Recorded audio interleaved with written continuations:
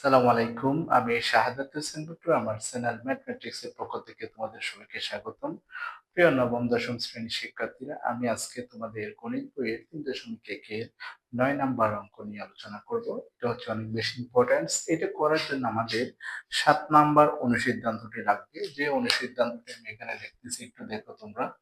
অনুসিদ্ধান্তটি হচ্ছে square plus c square equals to a plus b plus c whole square minus 2 into ab bc plus ac, এটাই হচ্ছে সেই অনুসিদ্ধান্ত আর যেটার মাধ্যম দিয়ে আমরা কি এই অঙ্কটা করব। হ্যাঁ, মান নির্ণয় করতে কিন্তু আমাদের কি লাগে? অনুসিদ্ধান্ত লাগে। তাহলে দেখো শিক্ষার্থীরা, প্রথমত আমি লিখবো কি, দেওয়া আছে a plus b plus c equals to 9 এবং AB plus BC plus CA equals to 31। তাহলে আমার মান বের করতে হবে যে এটা। তাহলে আমরা সরাসরি লিখতে পারি, আমরা জানি স্কয়ার প্লাস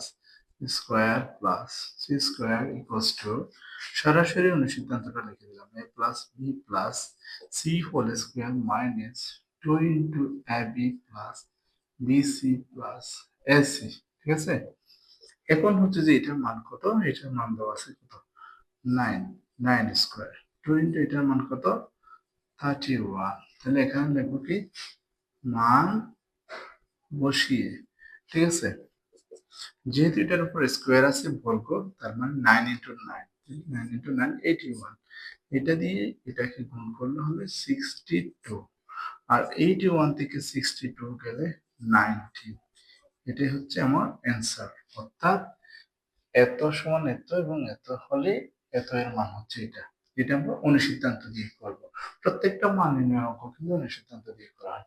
শিক্ষার্থীরা, তোমরা যদি আমার চ্যানেল নতুন হয়ে থাকে তাহলে আমার চ্যানেলটা সাবস্ক্রাইব করবে এবং বেল বাটনটি অন করে পরবর্তী ভিডিওর জন্য অপেক্ষা করবে। ধন্যবাদ সবাই।